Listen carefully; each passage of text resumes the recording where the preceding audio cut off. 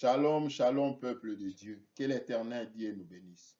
Nous continuons avec le même sujet. Qui peut enseigner comme notre Dieu? Ça, c'est le deuxième partie. Que le bon Dieu nous bénisse. Si le bon Dieu nous fait grâce, partagez ces vidéos avec d'autres personnes. Le bon Dieu va te bénir. Et prenez aussi note sur les références bibliques. À YouTube, vous pouvez voir plus de nos vidéos si vous frappez Bruno Nzeza. Là, il y a aussi des versets qu'on répète en bas du vidéo pour que vous preniez encore le temps, quand vous êtes libre, de reméditer sur la parole de Dieu, de repenser sur la parole de Dieu, de revoir encore les Écritures. Et je crois de tout mon cœur, Dieu peut parler plus de ce qu'on peut partager. Amen. Deuxième partie, on va parler sur les objectifs du maître. On a parlé sur qui peut enseigner. C'est Christ. Le but de ses enseignements, de sa parole dans nos vies. Du jour au jour, quand on passe à l'école, c'est pour un moment et à chaque niveau. Quand on passe à la maternelle, quand on passe à l'école primaire, secondaire, ce n'est pas le même temps. Et ce n'est pas aussi éternel. Ce n'est pas aussi continuel toute la vie. C'est pour un moment. Mais Christ et son école, c'est pour toujours dans nos vies. Dès que tu reçois Christ comme Seigneur et Sauveur, il devient ton grand enseignant pour toujours. Amen. Et maintenant, voyons voir quelques objectifs du maître. Quels sont ses objectifs? Premier objectif, celui qui nous apprend, qui nous montre à vivre comme lui, de s'inspirer de ses propres comportements. Amen. Philippiens 2, verset 5. Après Matthieu 11, 29 à 30. Philippiens 2.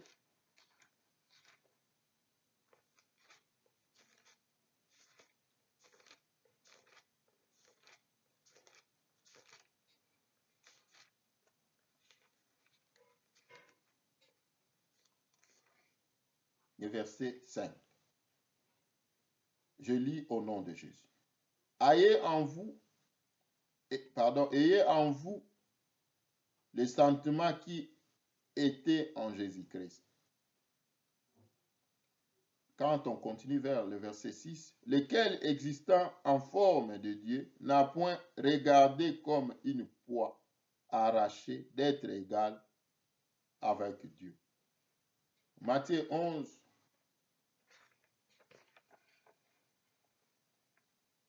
les versets 29 à 30. La Bible nous dit, « Venez à moi, vous tous qui êtes fatigués. » Là, c'est le verset 28 qu'on lit toujours. Mais nous prenons le verset 29 à 30. « Prenez mon joug sur vous et recevez mes instructions, car je suis doux et humble de cœur, et vous trouverez du repos pour vos âmes, car mon joug est doux et mon fardeau léger. » Amen. Dans le premier objectif du maître, c'est lui, l'enseignant par excellence, qui va nous apprendre et qui nous apprend du jour au lendemain. Qui va nous montrer, nous faire fixer sur sa vie qu'on vit comme lui, malgré nos imperfections, malgré nos faiblesses, malgré nos erreurs. Mais du jour au jour, c'est pour la perfection et l'édification de son corps. Amen. On doit s'inspirer de ses propres comportements, de sa propre vie. Dans Philippiens, on nous dit, ayons le même sentiment qui était en Christ. Lui qui est Dieu, en venant dans ce monde, il se fait serviteur. Parce que dans sa grandeur, le monde ne pourra pas lui contenir. Et pour nous donner aussi la vraie forme qu'il est, il faut qu'il vienne comme un serviteur. Pour que nous soyons comme des pèlerins, des serviteurs de tous les jours. Et devant lui, des disciples, sous ses pieds, pour lui écouter, comprendre et aller vers les autres. Amen. Que le bon Dieu nous bénisse. Deuxième objectif, c'est lui qui nous apprend non à la religion, non à la tradition, non aux coutumes, mais au respect de sa parole. Car il est écrit que quand on observe sa parole, quand on le met en pratique, il va nous appeler ses amis. Amen. Et par sa parole, le Saint-Esprit va nous révéler encore plus et va nous tenir dans la main pour refléter la nature parfaite du Christ. Amen. Il nous apprend non à la religion. Moi, je suis des kimbanguistes. Moi, je suis des catholiques. Moi, je suis des bouddhas. Non. Christ nous apprend, lui, le maître. Si votre religion n'a pas encore confessé Christ comme Seigneur et Sauveur, il faut d'abord commencer à le recevoir comme Seigneur et Sauveur, comme le Dieu de ta vie. Et après, il va être ton enseignant. Tu peux aussi le recevoir. Mais si tu es ignorant ou ignorante, c'est un peu difficile qu'il soit ton maître. Là, le monde peut remplacer la place du Christ dans ta vie. La place du Christ dans ta vie. Amen. Non aux religions, non aux traditions, non aux coutumes. Il en a parlé à plusieurs fois aux hypocrites, les pharisiens et les scribes. Vous faites privilégier vos coutumes. Vous piétinez la volonté de Dieu, la parole du Christ. Vous élevez vos traditions, mais vous piétinez, vous déformez la parole de Dieu pour vos avantages. Christ nous apprend à vivre en lui et à comprendre ce que lui nous parle, non les religions. Les religions peuvent nous apprendre et nous écarter encore du Christ. Nos traditions, nos coutumes peuvent nous apprendre et nous écarter du Christ. Qui peut enseigner comme Christ? Il est le seul maître. Il est le seul grand enseignant, enseignant fidèle et éternel pour toujours, pour toute génération. Amen. Qui a appris à Noé à construire l'arche? C'est Christ. Qui a appris à Abraham de sortir de sa tribu, de sa patrie? C'est Christ. Qui a appris à Moïse de retourner encore en Égypte? C'est Christ. Qui a appris à Pierre, à Paul, aux Jean, à Jacques? C'est Christ. Qui va t'apprendre, qui va m'apprendre, non aux religions, non aux traditions, non aux coutumes, mais au respect de sa parole? C'est Christ. Amen. Alléluia. Troisième objectif, il va faire tomber par ses enseignements toutes les désorientations, toute ignorance, tout découragement, tous les préjugés, toute l'estimation de soi pour accéder au bon sens et une grande considération à ses enseignements. Amen. Quand il nous apprend, il va faire tomber en nous, par ses enseignements, toutes les désorientations. Quand on lit Acte 15, on voit comment l'Église a été un peu secouée. Beaucoup des enseignements, beaucoup de révélations, mais qui ne contribuaient pas à l'avancement de l'Église. Mais c'était à l'avantage des Juifs. Dieu a revoyé encore. Dieu a envoyé, Paul. Les apôtres ont revoyé encore la marche de l'Église. Ils se sont décidés. Parce que Dieu savait. Il est l'enseignant par excellence.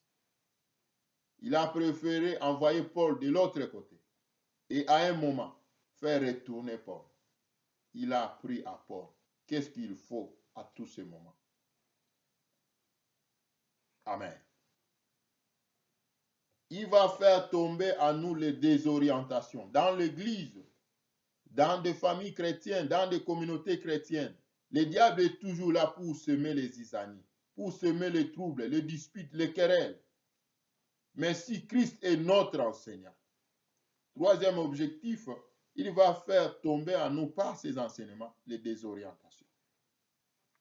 L'ignorance, on croit connaître, mais le diable vient avec sa ruse nous faire dérouter.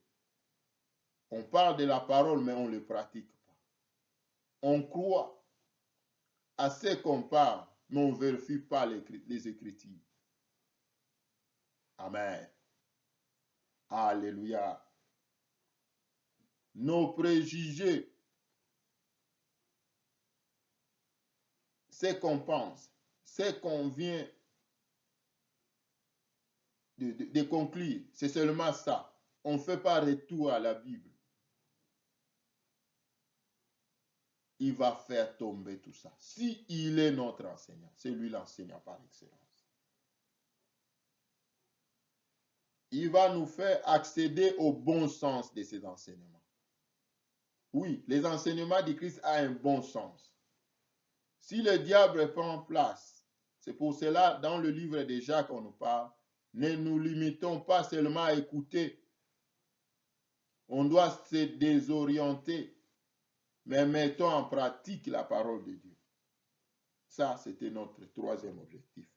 Quatrième objectif, si Christ nous apprend, il va nous faire croire que c'est pour notre bien, ces enseignements. Amen. Que le bon Dieu nous bénisse. Il y en a plusieurs, mais parlons seulement de ces 4 objectifs. Lisons Luc 10, 38 à 34. Ce qui est pour notre bien, personne ne peut le ôter. Luc 10, 38 à 34.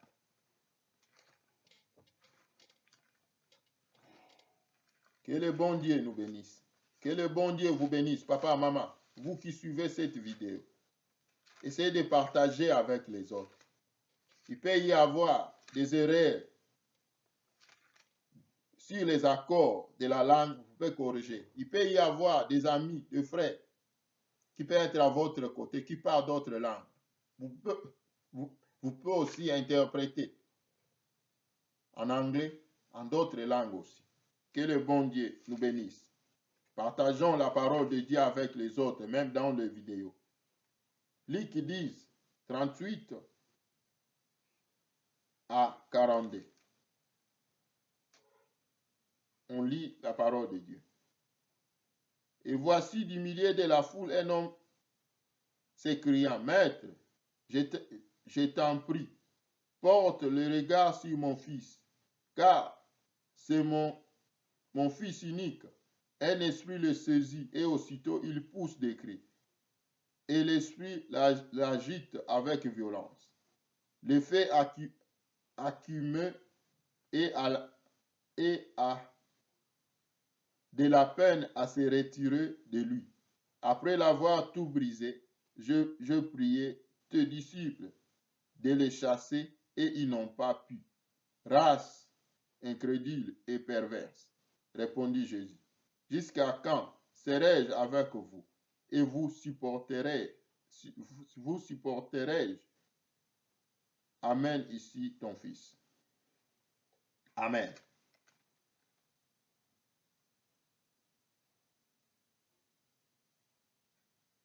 À la maison, vous pouvez continuer la suite. Quand la Bible nous parle, il nous montre les gens qui étaient avec Christ, ses disciples, ceux qui écoutaient Christ.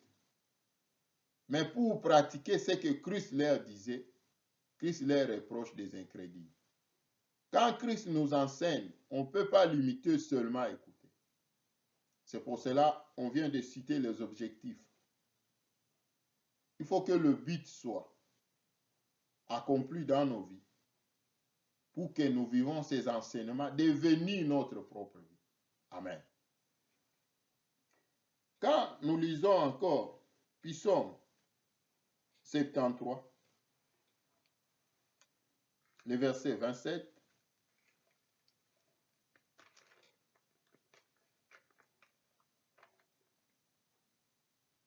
à 28.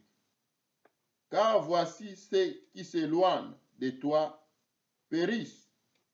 Tu anéantis tous ceux qui te sont infidèles. Pour moi, m'approcher de toi, c'est mon bien. Je place mon refuge dans le Seigneur éternel, afin de rencontrer toutes tes œuvres. Amen. Là, la Bible nous parle des psaumes d'Asaph. La Bible est claire. Voici ceux qui s'éloignent de toi périssent. Il est le grand enseignant. On ne peut pas s'éloigner de lui. Quand on s'éloigne, on va périr. Seulement ces enseignements qui assurent notre vie. Seulement ces enseignements qui vont nous orienter, qui vont nous guider. Oui, on écoute la parole de Dieu à travers le net, à travers les réseaux sociaux. C'est mieux. Et c'est bien. Mais c'est mieux aussi, toi seul, de planifier un programme de méditation et un programme de prière, seul devant ton Dieu. Les objectifs vont nous amener à comprendre un aspect plus important dans la vie de tout chrétien, de tout serviteur de Dieu, de tout enfant de Dieu. Amen. Si on s'éloigne de lui, on va périr. Parce que le diable nous environne. Il cherche des portes sur nos vies. Les gens qui sont sauvés par Christ, le diable n'a pas le main. Le diable n'a pas l'autorité sur leur vie. Mais il est tout près de nous en cherchant des portes. C'est pour cela que la Bible nous dit quand les esprits mauvais sortent d'une personne et s'en vont dans le lieu aride, après un temps, ils retournent pour vérifier la maison. Cherchant des portes pour entrer. S'ils ne trouvent pas de portes, ils vont encore retourner là où ils sont venus. Mais s'ils retrouvent des portes, ils vont amplifier leur devoir et leur travail dans la vie de cet homme. Shalom, shalom, shalom. Que le bon Dieu nous bénisse. Ne t'éloigne pas de ses enseignements. Il anéantit tous qui sont infidèles. Ne sois pas infidèle dans ses enseignements. Observe le but et les objectifs. La Bible ajoute, pour moi, donc ici tu remplaces ton nom, moi aussi je remplace mon nom. Pour moi, Bruno, m'approcher de l'Éternel, c'est mon bien. Rester à ses pieds, écouter sa parole, lire sa parole, repenser sur sa parole, prier tous les jours, chercher sa face, qu'il me parle, qu'il me conduise, c'est mon bien, c'est ton bien, c'est notre bien, c'est le bien de notre Église, de nos communautés, de nos pays. Amen. Si l'Éternel est notre enseignant, afin qu'on rencontre toutes tes œuvres, donc toutes les œuvres de l'Éternel. Amen. Filons un peu à cause du temps, car ces objectifs nous amènent à un aspect très, très important dans la vie de tout enfant de Dieu, l'intimité avec Dieu. Quand un enseignant enseigne, il séduit ses élèves. Il y a quelque chose de relation qui se développe entre enfants, ou bien étudiant, ou bien élève et son enseignant ou professeur. Quand il y a quelques lacunes, il part directement voir le professeur dans son bureau, même en cours de route. Professeur, excusez. Pardon, professeur. Ici, je n'avais pas bien compris. Une relation doit se créer entre l'enseignant et l'élève ou l'étudiant. ou professeur entre professeurs et étudiants. De même aussi dans nos vies. Quand Christ nous a sauvés, il ne nous laisse pas voir la nuée comme les autres. Il ne nous laisse pas voir la parole de Dieu comme le monde le voit. Il nous laisse être inspirés de la parole. Vivre sa vie. La seule chose, aspect très très important, c'est l'intimité avec Christ. Oui, je viens à l'église. Je suis conduit par un pasteur, par un prophète, par un apôtre, par un évangéliste, par un enseignant, c'est bien. Mais c'est mieux, plus mieux, d'avoir l'intimité avec le grand enseignant qui est Christ. Combien de fois tu lis la Bible pendant la semaine? Combien de fois tu pries Dieu, toi seul? Tu développes ton intimité avec Dieu pendant la semaine. L'intimité, c'est pour garder une bonne relation avec Dieu. Il y a des choses qui peuvent passer dans ta famille, dans ton église, sans intervention de personne. Mais Dieu va intervenir parce que tu es dans ses mains. Tu es toujours sous ses pieds. Amen. Tu ne t'éloignes pas de lui pour périr. Tu cherches en lui le refuge de tous les jours, la protection de tous les jours. Amen. Quand on parle de l'intimité, c'est une transformation. C'est se familiariser. Là, on va comprendre, non pas dans le cas général. Avançons. C'est vivre comme Dieu. S'inspirer de ses propres comportements.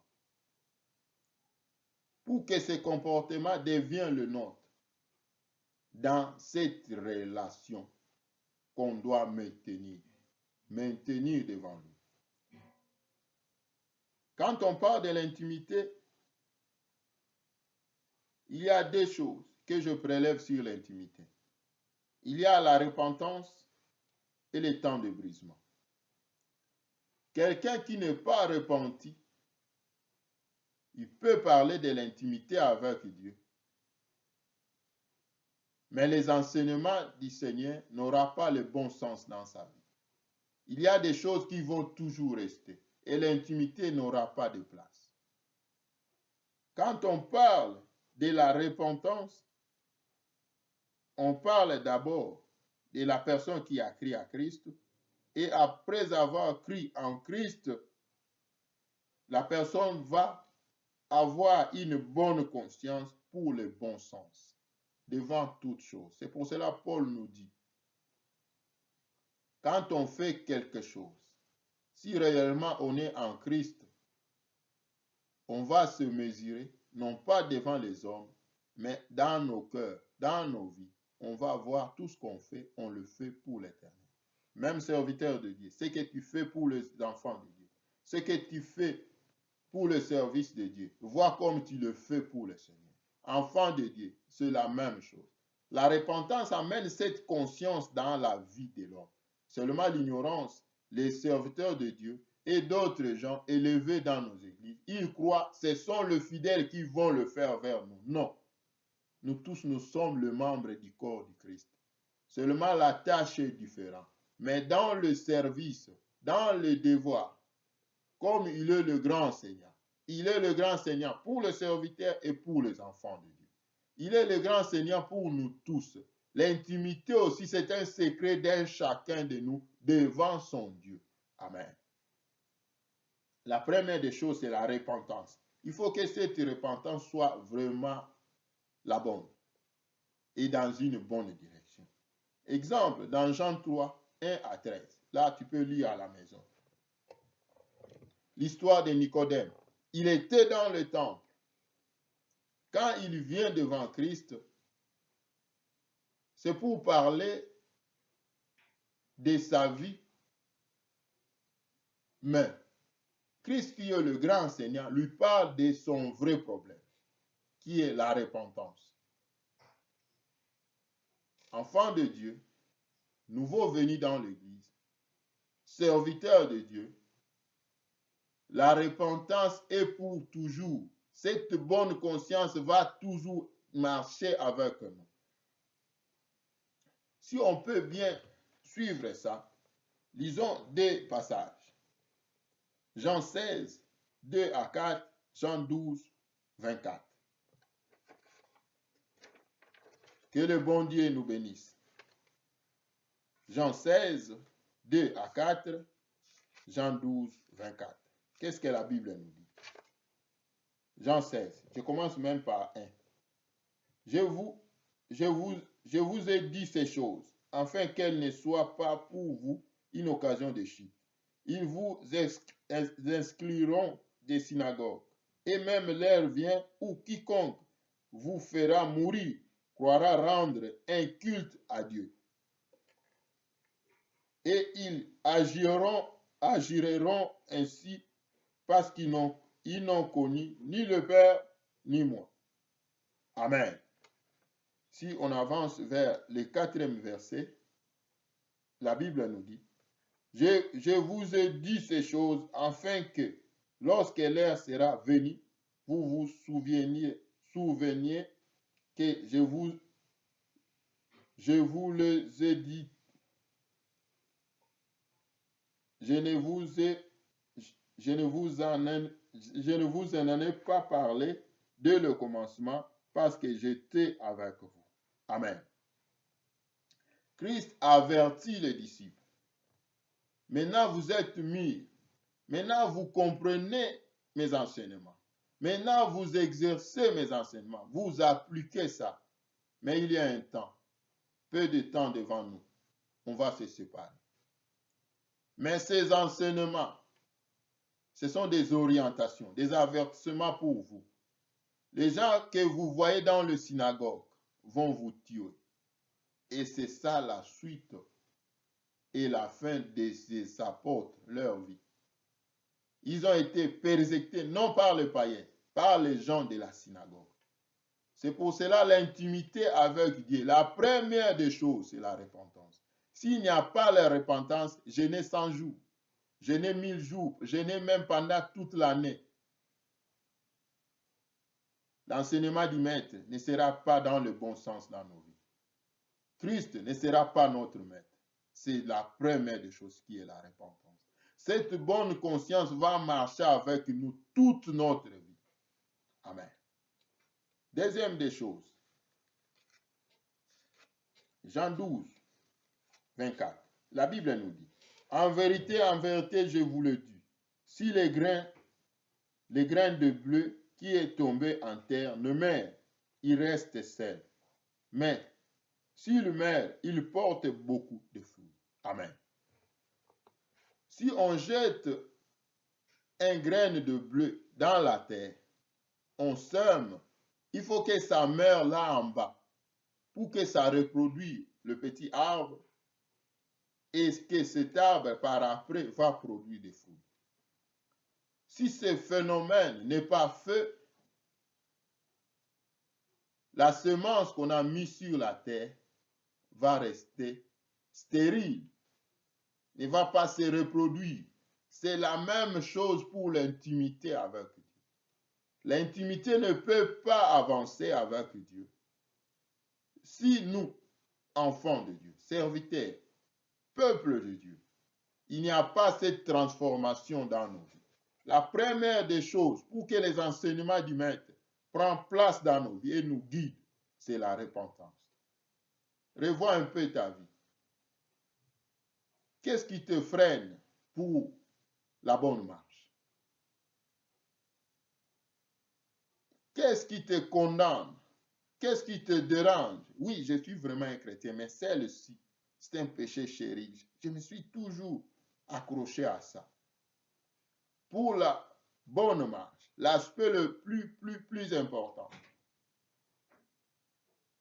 c'est l'intimité avec Dieu. Dans l'intimité, la première des choses, c'est la repentance. Tu peux te dire, comment ce frère, souvent, il prêche la repentance. Je ne sais rien prêcher si ce n'est pas Christ. Amen. Que le bon Dieu nous aide. Première chose, c'est la repentance. Deuxième des choses, c'est le temps de brisement. Amen. Parlons du temps de brisement. Un enfant, s'il n'a pas de connaissances, il peut tâtonner sur toute chose. Mais l'enfant qui grandit, qui prend un peu de la maturité, il contrôle toute chose. Il dit ça, ce n'est pas pour moi, ça c'est pour papa, ça c'est pour maman. On ne manipule pas ça comme ça. On voit dans nos maisons des enfants comment ils savent manipuler le téléphone, les télécommandes. Mais si on donne à un gamin, il va seulement appuyer partout, partout. Le temps de brisement, c'est la même chose. Quand l'intimité développe avec Dieu, la repentance prend sa place. Cette bonne conscience prend sa place. Commence à marcher avec nous. Notre engagement avec Dieu reste intact. Les enseignements du Maître sont le bien reçu dans nos vies, pour le bon sens. Et ça va nous briser du jour au jour. Comme au début, on avait relu. Parce que je sais, à la maison, nous lisons beaucoup ces choses. 2 Timothée 3, 16 à 17, Ephésiens 4, 11 à 14. Le ministère, c'est pour l'édification et la purification du corps. Et la perfection du corps, pardon. Et à la suite, Dieu permet tout ça pour que nous ne soyons pas des enfants flottants. Dans 2 Timothée 3, il permet que sa parole nous enseigne, nous corrige, nous instruit dans la justice pour qu'on soit des enfants accomplis, des enfants propres pour le Seigneur, pour le bon œuvre. Le temps de brisement, ça nous amène à être des gens accomplis devant Dieu, quel que soit le temps qu'il va prendre. La deuxième des choses, dans le temps de brisement, bien que chrétien, on ne veut pas se laisser aux mains du Maître comme des instruments inutiles, mais on va être comme des instruments utiles. Lui-même, le Maître, va se servir de nous. Exemple, le batterie dans un instrument qui est chargeable. Il y a un moment où le batterie peut être alimenté avec tant d'énergie et en beaucoup l'utilisant, les batteries peuvent se vider. Mais en Christ, ce n'est pas le même cas. Quand l'intimité est là, malgré les étapes, malgré les moments qu'on peut traverser, mais ces enseignements nous brisent tous les jours et nous fait charger tous les jours. L'huile de l'Éternel va descendre tous les jours dans nos vies. Quel que soit la poste ou le poste que les enfants occupent, les enfants de Dieu occupent dans l'église, mais l'huile de Dieu va toujours descendre sur nous. Amen. Et quand on voit le brisement,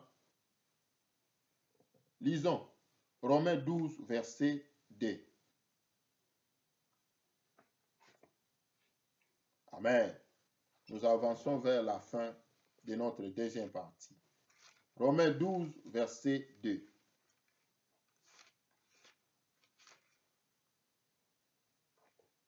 Ne vous conformez pas au siècle présent, mais soyez transformés par le renouvellement de l'intelligence, afin que vous discerniez quelle est la volonté de Dieu, ce qui est bon, agréable et parfait. Amen. Dans le brisement, Dieu nous amène à ne pas conformer au siècle présent, mais à comprendre sa volonté pour ce qui est bon, agréable et parfait. On peut parler de brisement de plusieurs manières, mais que le bon Dieu nous aide. Ça, c'est un petit résumé. Dans le brisement, Dieu nous amène à comprendre sa volonté, à suivre sa volonté, parce qu'il est notre enseignant. Et de vivre sur ce qui est bon, agréable et parfait devant Dieu. Parce que nous-mêmes, Nous sommes des offrandes devant Dieu. Ce qu'on fait, ce qu'on produit, ça va remonter devant Dieu. Dieu attend de nous le parfum de bonnes odeurs. Amen. Et comprenons aussi, seulement les enfants d'Israël qui avaient la vision sur la nuée.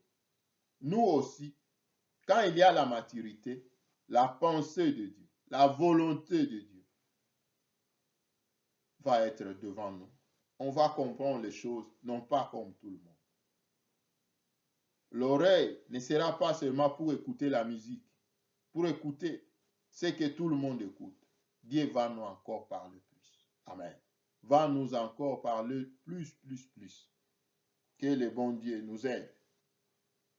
De même, l'Église d'aujourd'hui, bien qu'avertie par plusieurs manières et plusieurs façons, les enfants de Dieu, bien qu'avertis par plusieurs manières, plusieurs façons, mais toujours dans l'observation du monde, du siècle présent. Comment le monde passe. Qu'est-ce qui se passe en Syrie? Oui, c'est bien l'information, mais nous avons la Bible. Qu'est-ce qui règne maintenant? Le bon n'a pas de place. L'agréable devant Dieu n'a pas de place. Ce qui est parfait devant Dieu n'a pas de place. Bien qu'averti par les signes du temps de la fin, bien que Christ nous parle d'être prudent et vigilant face au diable qui ronde tout autour de nous, mais le diable aussi amplifie ses moyens par de grands signes et de grands prodiges et des miracles. Le monde va vers l'autre direction. Nous, l'Église, nous sommes derrière le monde, le siècle présent. Être comme tout le monde, vivre comme tout le monde. Non. Si Christ est notre enseignant, les objectifs vont prendre place. Et l'aspect le plus important, l'intimité avec Dieu, va toujours croître. Notre relation avec Dieu va toujours aller de l'avant. Des visions différentes dans l'Ancien Testament, devant la nuée, des visions différentes aussi aujourd'hui, devant les promesses de Dieu et devant le directif du Saint-Esprit. Le monde ne connaît pas l'Esprit. Christ nous a dit, le monde ne me verra plus, mais moi, je serai avec vous tous les jours de votre vie. C'est par son Esprit. Amen. Si Christ est ton enseignant, il va toujours te guider, toujours te conduire, toujours te diriger. À notre jour, le diable amplifie ses manières. Le diable se sert de ce siècle présent pour détruire les enfants de Dieu. Mais laisse-moi te dire, réveille-toi. Reconstrue ta vie. Revois un peu ta vie chrétienne. Toi qui n'as pas encore commencé la vie chrétienne, Christ est Dieu. Il a donné sa vie pour toi. Reconnais tes fautes. Retourne à Dieu. Demande-lui pardon. Et demande qu'il soit le maître et la protection de ta vie. Pour toujours. Il va te guider. Il va te conduire. Il va te protéger. Quelles que soient les décisions sont fortes. Tu as tué. Tu as fait des choses vraiment néfastes. Mais avec Christ, il va te sauver et il va te protéger. Qu'il soit ton enseignant. Qui t'enseigne toujours. Shalom, shalom, shalom. Pour la conclusion, mon frère, ma sœur,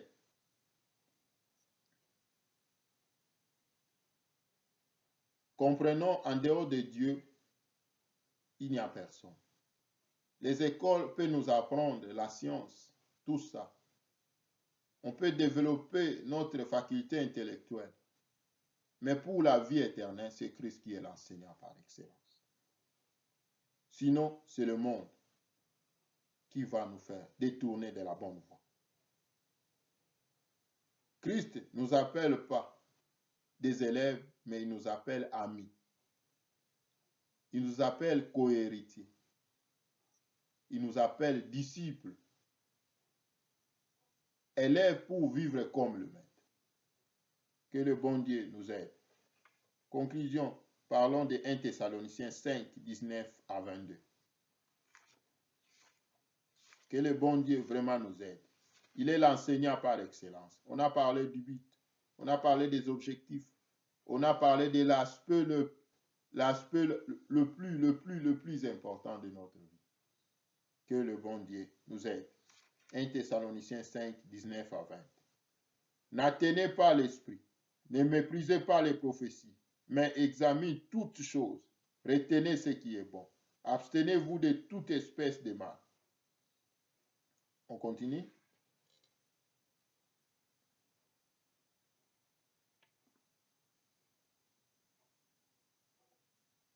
Merci, pardon, frère, on s'arrête à 22. 19 à 22. N'attenez pas l'esprit. Ne résistez pas devant les enseignements du maître. Quand Dieu te parle, quand Dieu te conduit, ne résistez pas, mon frère. Parce que le Saint-Esprit qui vient à nous, quand nous recevons les enseignements du maître, quand nous recevons Christ dans nos vies, c'est pour nous éclairer. Quand nous ne voulons pas lui suivre, on va atteindre,